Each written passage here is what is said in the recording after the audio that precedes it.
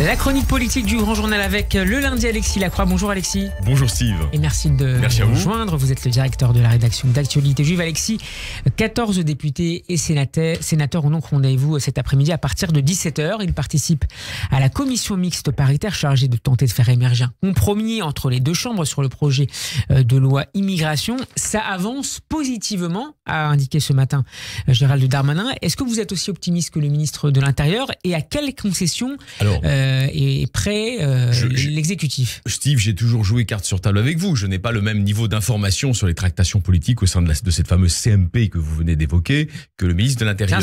Mais je ne suis peut-être pas tenu non plus à la même langue de bois que lui. Vous voyez, donc je serai très prudent. Et la méthode Coué de sa part? Alors, c'est très difficile de dire. Vous savez, quand il y a des tractations à huis clos entre des sénateurs, des députés qui se réunissent autour d'un texte pour essayer de l'amender et peut-être, dit-on, depuis quelques jours de le droitiser. D'abord, on ne sait pas trop quel texte va sortir de leur cogitation mutuelle. Ça, c'est très difficile à dire. Il y aura sans doute des amendements et des changements, mais on ne sait pas non plus s'ils vont se mettre d'accord sur un texte. Vous voyez, c'est vraiment l'inconnu de cet après-midi.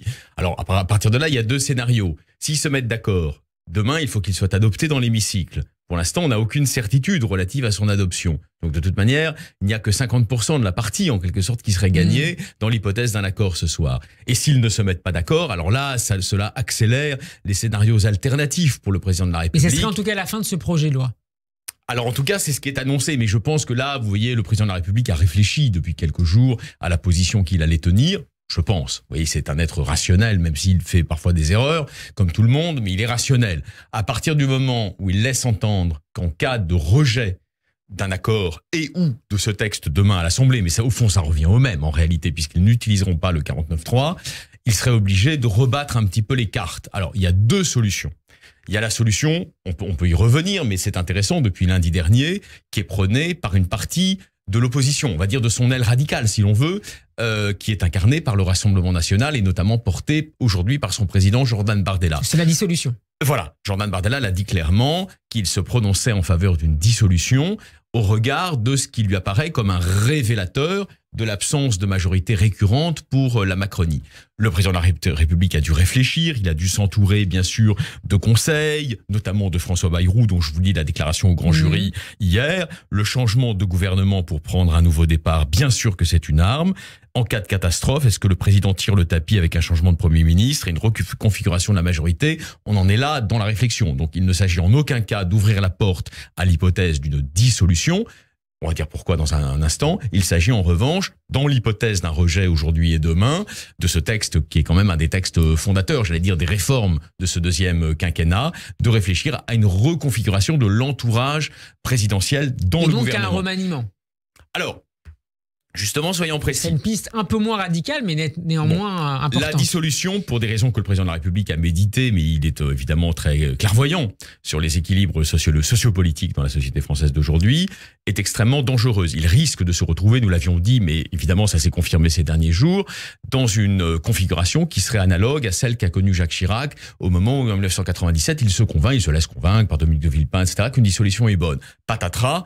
Ça produit l'inverse de l'effet recherché. À l'époque, c'était pas le Rassemblement national qui était la principale force d'opposition à Jacques Chirac. C'était la gauche, ce qu'on appelle la gauche plurielle de l'époque, c'est-à-dire unie autour du Parti socialiste d'alors, qui était l'élément principal de reconfiguration d'une nouvelle majorité. Et il est obligé d'appeler Lionel Jospin comme Premier ministre. Donc là, vous pensez bien que le président de la République peut être tenté par des salto mortale, mais en tout cas pas de devoir appeler Jordan Bardella ou Marine Le Pen comme Premier ministre. Ça, c'est sûr qu'il ne le veut pas. Donc, il a écarté très clairement l'hypothèse de la dissolution. En revanche, reste l'autre hypothèse, qui est, pour le dire avec des mots de manager, mais il se considère un peu comme un manager, une équipe qui perd, on la change. Et donc, effectivement, dans cette optique, la partie de l'équipe qui perd, qui pourrait faire les frais d'un tel remaniement, concernerait notamment une personne qu'il apprécie par ailleurs et dont il connaît la qualité politique, on ne va pas la nier, qui est le jeune ministre de l'Intérieur, Gérald Darmanin. Mais c'est évident qu'il ne pourrait pas rester dans cette hypothèse à ce portefeuille de l'intérieur. Il serait probablement changé, mais il ne pourrait pas rester à ce portefeuille. Et à Matignon, on parle depuis quelques jours de Bruno Le Maire, le ministre de l'économie. Et donc, qui effectivement, s'est prononcé d'ailleurs sur ce texte, sur le projet de loi. Vous vous doutez bien que moi, je ne tire pas les ficelles et nous n'avons évidemment pas toutes les informations relatives aux différents scénarios de candidature spontanée qui peuvent naître d'une telle situation d'incertitude absolue. Mais bien évidemment, dans un moment d'incertitude politique, par-delà même le vote de demain, si vous voulez, il est absolument évident, on peut le déduire, c'est la logique politique, que les ambitions se manifestent. Et donc, il y a sans doute d'autres ministres que Bruno Le Maire qui font des offres de services, directes ou indirectes. Certains, évidemment, peuvent appeler le président directement sur son portable, d'autres le font peut-être de manière... Il n'y en a pas beaucoup, néanmoins. Hein. D'autres le font probablement de manière plus indirecte au travers... Qui seraient susceptibles de...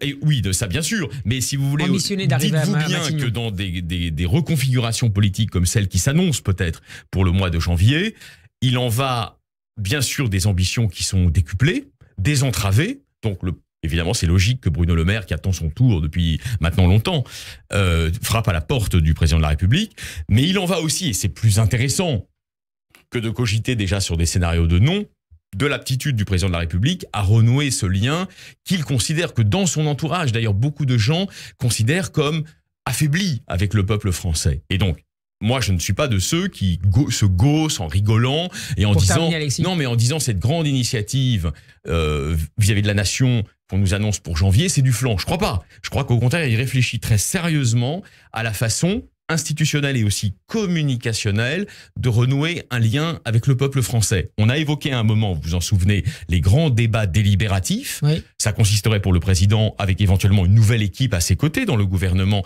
à se rendre à nouveau dans les territoires auprès des Françaises, des Français, leur parler directement comme on le fait vous et moi aujourd'hui, c'est-à-dire être un nouveau tour de France présidentiel. Être à portée, en quelque sorte, comme on dit maintenant, à portée de baffe. Ça veut pas dire qu'il en recevrait, mais il serait capable de répondre à des admonestations du peuple. Ça, évidemment, c'est un très bon système. Moi, je suis de ceux, d'ailleurs, qui pensent que ça fonctionne toujours. Souvenez-vous, tous les imbéciles conformistes qui disaient le grand débat, ça ne fonctionnera pas. En 2 mois, il a complètement renversé la perspective le concernant. Donc, ils réfléchissent bien sûr à des choses comme cela. Et il y aura aussi, dernier point du paramètre du renouvellement, si vous voulez, autour de Emmanuel Macron, il y aura aussi des changements à l'Élysée même. On en parlera peut-être. Voilà, nous annonçons le départ du conseiller en communication, mais il y aura d'autres recrutements d'ici là pour donner un petit peu de sang neuf à la réflexion élyséenne. Et place en attendant la commission mixte paritaire à partir de 17h. Voilà. Merci Alexis Lacon, on en reparlera certainement demain. Bon après-midi à vous. Merci à vous.